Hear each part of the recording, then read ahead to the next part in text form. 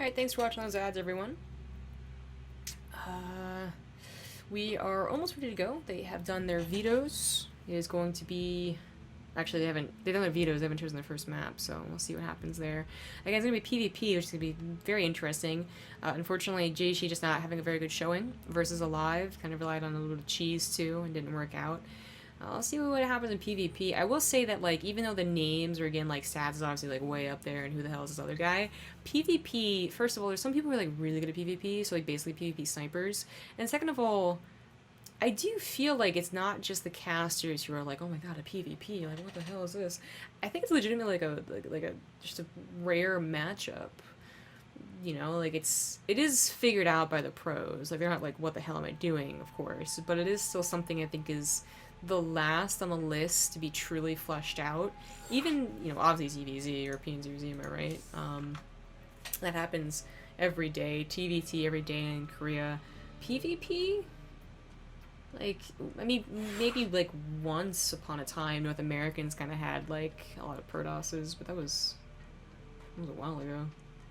Anyway, the point is, like, I don't know if it'll be a 2-0, but of course I'm thinking 2-0 for stats. I'm interested to see what basically the newcomer to us has to offer in this matchup.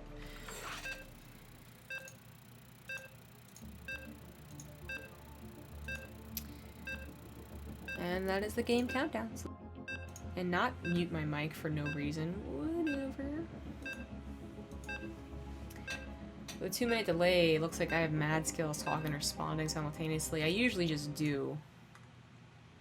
It's a little bit more complicated when my laptop screen is like a bajillion times smaller. You can barely see what you guys are saying. Anyway. Here we are. And super lagging. That is Palmy, maybe? What the fuck? Okay, we're calmed down. That was... Nope, no we aren't. Nope, this... Is this just me? This is my fault? I actually don't know. I mean, I was alt-tab when we got into it. Maybe it broke everything. Oh, yeah.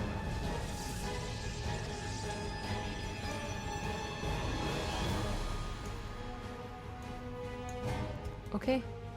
That was super weird, guys. So we had a little bit of a hiccup in internet. Literally went down to, like, 0, on OBS, but it looks like it's in the green now, so I don't know what that was. Good to know. Don't be alt-tab when the game starts.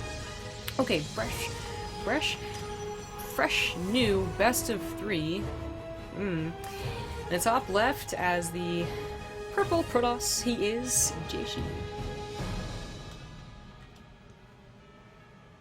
And the bottom right as the blue Terran, he is Stats. So it is a PvP starting on Frozen Temple.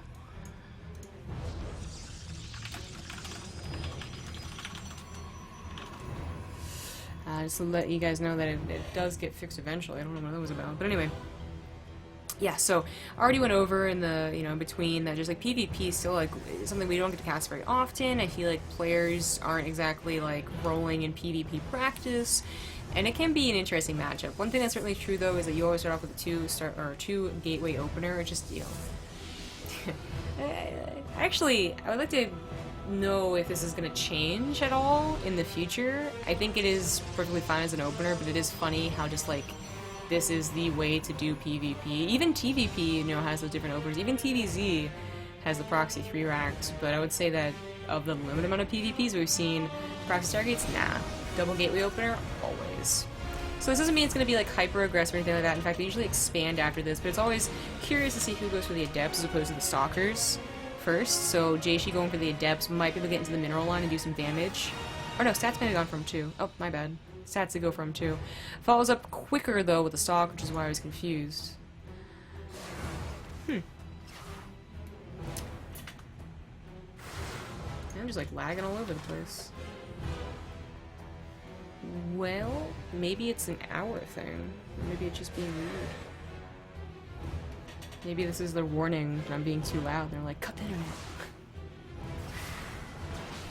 well, the players aren't feeling it, which I guess is the most important thing, and I feel like let's just hope that it gets better with time. But the point is, like, the stalkers came out a little bit quicker, so they were available for the adepts. I'm not sure where the adepts of stats went. Looks like they actually anticipated being denied, so they kind of split up. That was a probe, actually. Ah, okay, he lost the other adept. So, I mean, it's true, though. Like, you know, you follow up, you either start with the stalkers, and you can start with the stalkers, you start with the adepts, get some scouting, get maybe some damage, but the follow-up is pretty quick of the stalkers, so the adepts are going to be doing devastating amount of damage, and the militia, of course, also going to be available. JieShi goes for Twilight Council and a Robo. He's a bit slower of that Nexus, but not by very much. There's stats Twilight Council right now. They're both just like scouting around. They want to find any probes. They're trying to do something sneaky. They want to find any of the adepts that might be like waiting for that perfect opportunity to run in. Any stalkers that are being overly bold, trying to get some good kills. And they are going to retreat all into their Nexus as they finish up. What time is it there? It is 9:30 right now. Yeah, the cast is, I mean, if Leifeng Cups are going to be like only 3 hours, that's probably going to be pretty perfect. Because if I am being heard, then they might not, you know, they may be like, oh, it's not that bad, you know, it's still okay time. But like, it's at midnight and I'm being heard, then they probably will have a problem. 3 hours would be perfect.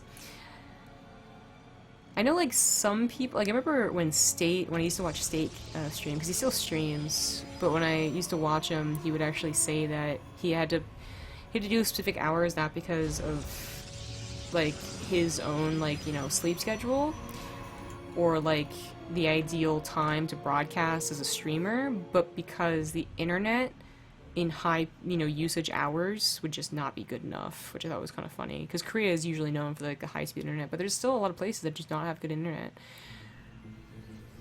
This place actually has a pretty good internet. I think it's, like, 50-50. Like, 50 up, 50 down.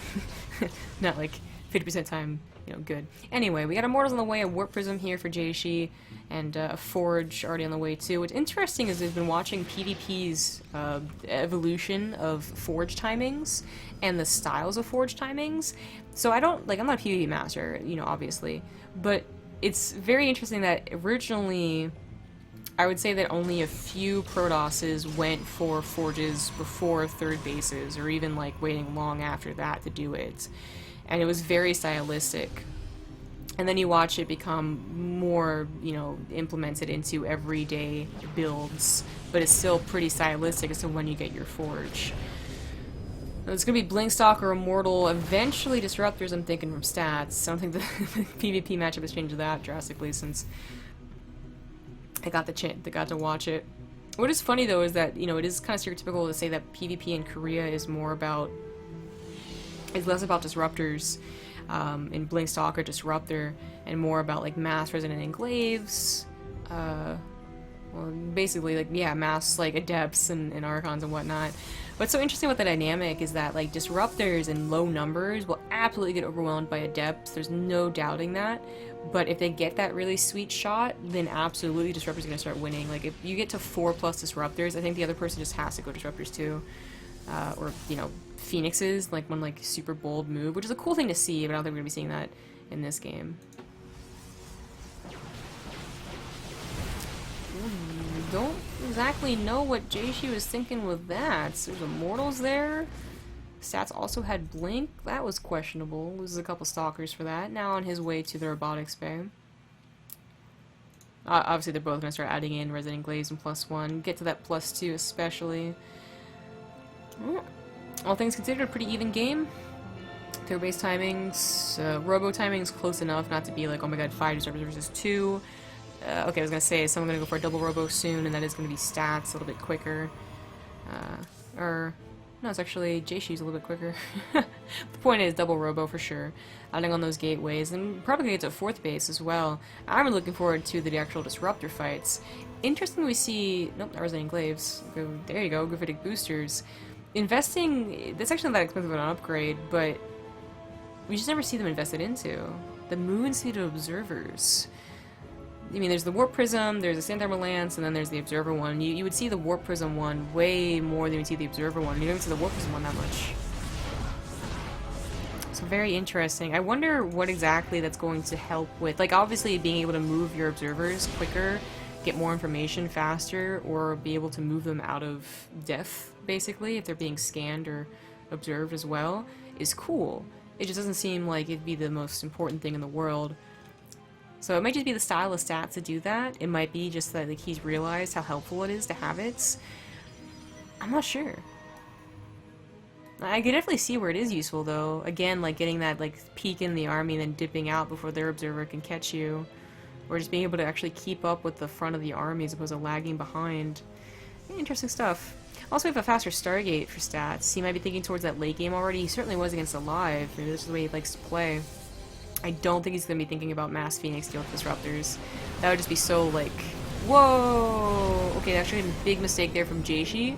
Stats got a little bit too forward with the Stalkers, that's for sure, but usually if you pop all your disruptors at once, that's just the signal for the other Protoss player to be like, okay, well, I guess you're dead now. Like, you don't think we're like, to cover you. If they all missed, that is, and they all did miss. So, stats had just burned his blink, though, and I guess he didn't want to commit to that, even though he had a couple of disruptor balls to throw out. They didn't get any damage on much damage on either. And they do reset. It just, that was definitely like, oh my god, shit, like I gotta throw my disruptors out. And if he does that again in a bigger engagement, well, he might, have no disruptor shots for the most important aspect of the engagement. Oracle, okay. Obviously, Stargate, first and foremost for the Oracle, that is going to be a lot helpful, so it's even more interesting that he went for Observer Speed, too. He's just going to have, like, great vision on his opponent's army and great knowledge of his opponent's positioning with that Oracle.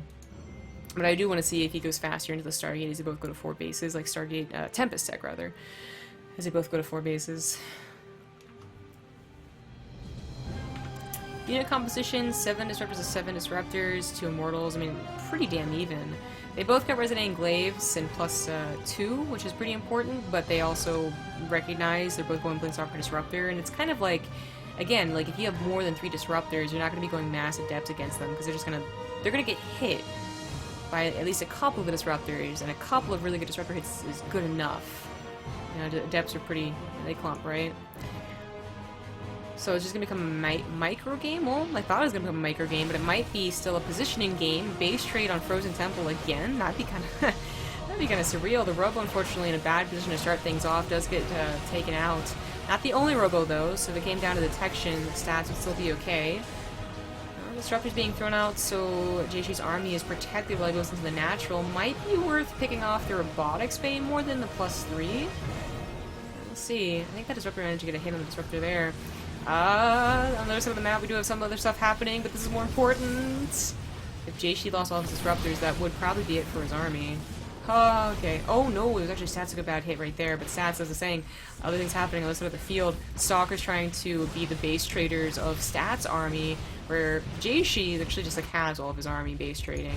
A couple disruptors might be some really good hits. Is Stats paying attention? Oh my god, he was not. Oh, I need to pay attention again. Oh my god, it's actually microing over here and it didn't go nearly as well. Oh dear. Oh dear. The good news is Stat still has his bases and his, well, Stat still has a bigger army, is the good news. And he still has +3 on the way. And he still has a Robo to use.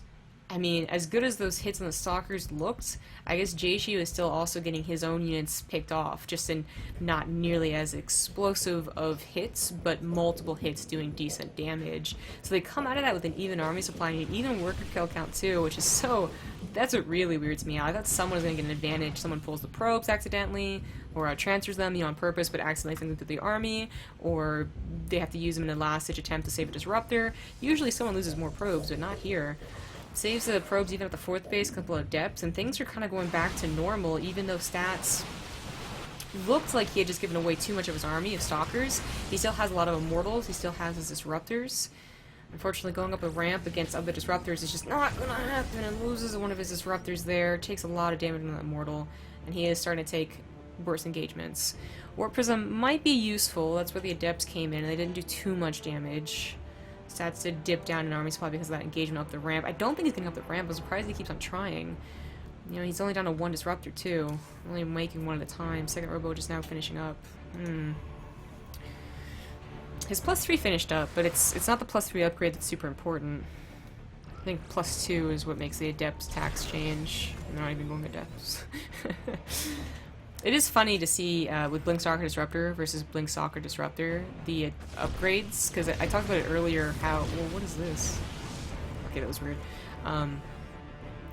Actually I lost my train of thought because it was so weird.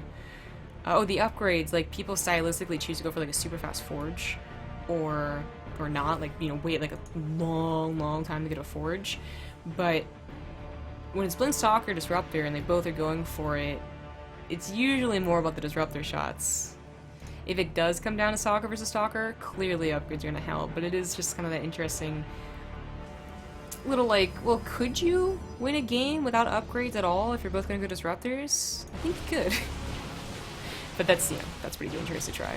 Charge is on the way now, too, for stats, which, I mean, Charge shots have an even worse time clumping up against Disruptors than Adepts do. A nice little snipe on that Disruptor might have been worth it. Lost a couple of Stalkers in the retreat. Losing a couple more, too. I think they're going to get away now. I guess it was going to be JieShi's 5th base, but successfully denied. I really don't know what he's going to do with the charge lots. I guess it's going to be for harassment. Probes need to be transferred over. Depth shots going every which. Ooh, JieShi accidentally blinked in a wall, and that was pretty nice. And over here, the Blink Stalkers blink into the Disruptors on purpose and take them out before JieShi can do anything about it. And suddenly, Stats is absolutely winning. Now up 40 army supply, winning kind of both of the fights. I guess he's losing in the last second right here. Upgrade hype, Blink Stalker. But the point is, another army that JieShi actually can't deal with, and it's full of immortals too. So he would really need either, yeah, massive depths or Disruptors to come out and take care of that. Some decent last-ditch attempts at splits.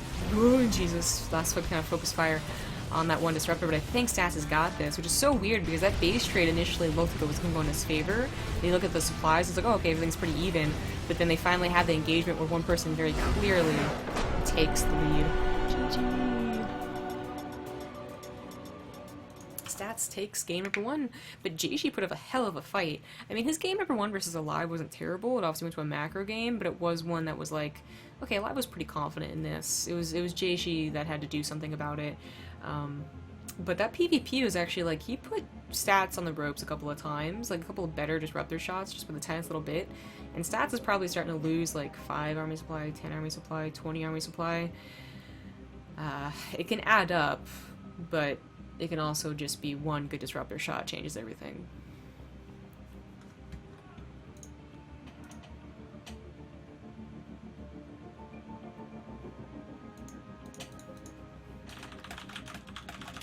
Okay, so I got kind of good news, I suppose. The other cast is going to do has been delayed, which means I don't have to stay up or go to a PC bung, because, again, like, I might be, like, not hurt at all right now, which would be fantastic. But I don't want to really risk that at 3 in the morning.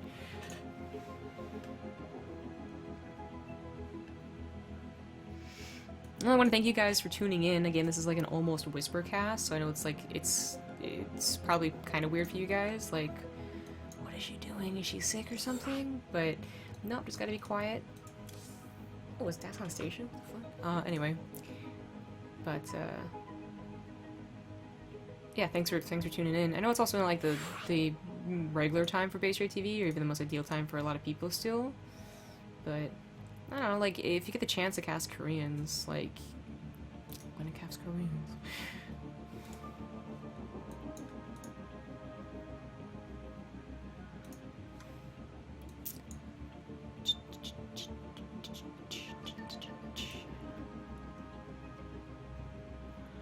Let's talk about ice cream. Okay, so you know what's so good about living in Korea, guys? As we get into game number 2 on Dathon Station. You guys could try your... I could be like, man, guys, I'm kind of hungry. I can't wait till the cast is done. You could try your best to be like, delicious pizza, or like, ice cream, or sandwiches. And I'll just be like, yeah, it sounds pretty good. I'm gonna go downstairs and get it at like 4 in the morning, and you're just gonna like not have that to hold over us anymore, or hold over me anyway, because I live in an especially like popular place in Korea too. So like, it's seriously like so many shops are open. Either 24/7 or just like seriously it's like 4 in the morning. So talk all you want about food, guys. Game number 2 is on Dathon Station. Talk more about that after the intros, I guess. In the bottom right, down 1 is the blue Protoss JieShi. In the top left as the red Protoss, not Terran. He is Stats. I don't know what his clan tag means. I can read it, but I don't know what it means. Alright, so Dathon Station actually being chosen by one of these guys, you know, not vetoed, basically, and then chosen as a second map, not left last is not nearly as important or surprising as other matchups, because first of all, mirror matchups, but then second of all, PvP, because mirror matchups, what does the map really do for you, other than appeal to your particular style? It's not like, you know, all of it. Obviously, some maps are annoying for TVT and ZVZ and whatever, but the point is, like, it's still a mirror matchup. You know what, you both have the same abuses to use on whatever map you choose. But PvP, I don't think it has nearly as abusive problems on Dasan Station as TVT or even ZVZ. So TVT has the whole dynamic of, like, first of all, drop versus drop, but also, like, tank lineup versus tank lineup on a choke. ZVZ has the whole dynamic of it being so flipping close, and actually TVT does too, because you can go like for a tank push on this stupid map. But ZVZ has like early pools you have to deal with, as well as like quick roach rushes. Like, it very much so is a very different played map for all the other matchups. But for PvP, I'm not sure that's the same thing. Like, I don't know if you go into PvP on Dasan Station and think, well, it's Dasan Station, so I have to play like so different. I have to worry about so many other things that don't worry about elsewhere. I actually just don't know. It might totally be, but you just don't see enough PvPs or Dasan Station chosen. So far, everything looks pretty similar. You know, one person is a bit faster of a mothership core. They both open with stalkers this time as opposed to adepts too. I think that is probably because of the map. Frozen Temple is a small map, but not nearly as small as Dasan Station. If you go for adepts, and you don't, you know, you might just start slaughtering each other's mineral lines, which is great, but that means you don't have the stalkers that are just out in the nick of time to defend against your opponents to adepts type deal. So it probably, like, seriously just be you two slotting into those mineral lines, waiting for your flippin' stalkers to pop out, or your militia core to finally get that overcharge. They should have one overcharge available, but not another one. Anyways, the point is, they're both open up stalkers, and they're both recognize that now too. Stats a little bit more aggressive. Not gonna take a better end of this trade. Totally even trade, in fact. That's dangerous. I was gonna say, that stalker is still one hit away from death, and it did die. Trying to distract with a mothership core didn't quite work out, though. She still has to recall and took a bit of damage on her hull. This stalker is really, really low. We have a probe over here doing, I guess, really good scouting work. I don't think he's gonna put us on a pylon or anything like that, but two more stalkers are here. JieShi not gonna get an advantage with the win on the micro battle, on the micro front. He's also not gonna get a win on the recall. There would be a photon overcharge close enough, and also just not enough units to deal with it. They both are trying to expand to the gold bases. Robo's now on the way. That probe could seriously do something. It's like a little worrying. JieShi just has that back there. Because if it puts like a pylon over here, and clearly Stats is going to wait to take that base as his third, so he's not going to scout over there, you could probably get a couple of adept weapons. Ooh, but some really good force fields help out Stats micro, but not going, I think, nearly as well as he's hoping for, but still, it does go in his favor after all. 3 stalkers versus 3 with the addition of the 2 sentries, just enough to make Stats win that. Scuffles here and there.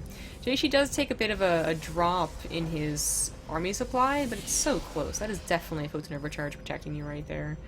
And he thinks sentries are a great idea, so he warps in his own. A bit faster Twilight Council. See if he does go in a blink here. That's, I guess, the question I have, is on Dasan Station, are you more particular to one style or another? Or is it just dependent on you as a player? Probe's still here. There's mineral in the mouth too. It's like totally useless. I guess for me, yeah. Besides what compositions are they going to go into, is also who's going to break down the rocks first and open up these pathways. Because the thing about Dasan Station, of course, is once you open up the rocks, it's not just you abusing it. You get that initial first abuse of it. You're the one that first sends the adept in, or the zerglings behind.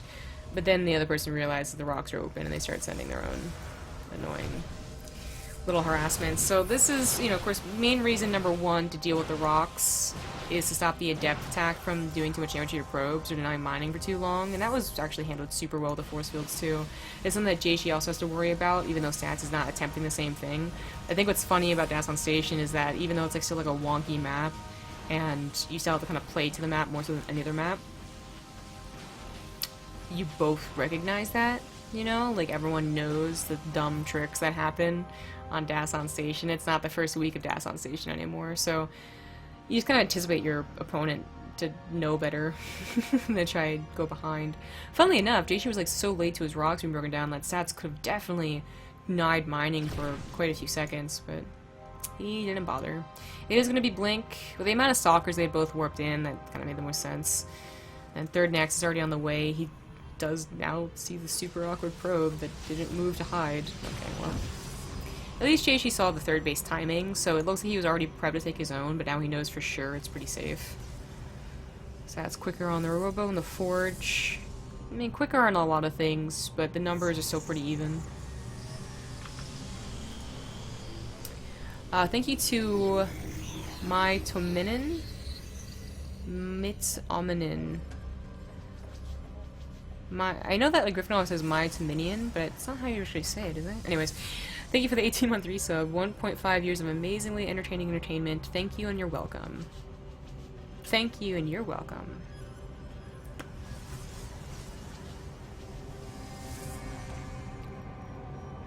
I'll get a Warp Prism now for JieShi. Stats already on the Disruptor train, of course with the robotics bay already being done. It's a little bit worrying. JieShi might get like a lot of damage done with the Warp Prism or this back attack here, but if Stats does end up getting 2, 3, 4 Disruptors, he will just have like the better army. There's Inglaze +1 already started now for JieShi, and that's where Stats, or sorry, for Stats, that's another place that JieShi's going to fall behind on as he tries to push up here. Force fields are available for Stats once again, and he's got his base on lockdown, which is sometimes very difficult to do on Dathon Station, but he's doing a very nice job of it. Both an overcharge to take care of the Stalkers at the front. He's got a Disruptor in his back pocket, basically, that if it really goes pretty poorly, he can bring that forward any which way. Hallucinate Phoenix, just make sure the army back there. It's kind of cool. And JieShi, well, I don't think you're going to get much done with this army being back here, and your third base wasn't any faster than your opponent, so I think he's just going to have to play catch-up with tech. Army Supply is like the slightest bit in his favor, but do remember that he has Army Supply over here that a Photon Overcharge so far has been able to take care of, so... I like the idea of splitting against your opponent, but I think that Stats as split is just going to be better. Well, JieShi goes in both areas. He's not paying attention to this one, though, so a lot of Stalkers go down. Photon Overcharge takes care of everything else, or probably should be able to take care of everything else. This one's denied by Force Fields. And, well, that's certainly one problem with Dathon Station. Even though the multi-pronged attacks is kind of a cool idea and might catch someone who's more, like, you know, frazzled and whatnot off guard. A couple Force Fields, a couple Disruptors and these tight chokes, and good awareness, and you're just not going to get anything done. Blink forward on Disruptors when there's more than one available for the pop-off is dangerous and just not usually recommended, and that's why, as you saw, JieShi's army just kind of disappears here. A couple units left over is maybe enough to start killing probes, but I don't know if they're going to be able to kill the base. Meanwhile, JieShi's army is just dying. He's definitely dipped down in army supply. He doesn't have any Disruptors to fall back on. He was making Immortals up until this point, as many as he could. And these Stalkers are finally starting to be cleaned up. I guess he kind of microed the Warp Prism, and the Immortals just kind of cool. But he's still not even killing the Disruptors, which is, at least something, the one thing he could have maybe done. He can hold maybe with this army against this army? I'm not sure though, and either way he's losing mining time at the gold base. He's gonna go for a base trade, but one that I do not think he can win, because again, he didn't kill the Disruptors. There's no Disruptors right here. Base trades get wonky. They actually, like, army supplies sometimes don't even matter, but, no, the army that is prepared to deal with him is actually really good. That kills some of his own probes, sacrifice for the greater good, but I think he's got it. The rest of the Stats armies comes back, and JieShi is just going to be sandwiched here. His Immortals are almost dead. There you go. GG. Stats takes the 2-0 in a PvP. It's what we expected, I would say. Just, talking for you guys, basically. But, that first game was actually really good.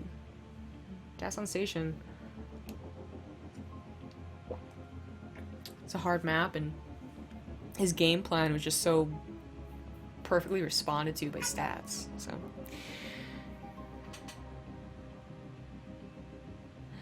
So, if you heard that, by the way, that is cacao. But we're going to go into our fourth series of the day, which is going to be Stats versus Gumiho. It's going to be a TvP again. Last we had Stats versus Alive. But Alive only just barely took that. Gumiho has actually a more aggressive, weirder style of play than Alive, even though Alive can do it too. Gumiho is just definitely a different Terran to match up against. And of course, Gumiho also has the advantage of seeing what Stats has been doing in PvT. We'll see what that looks like. They gotta do the vetoes, so we'll be back in 2 minutes.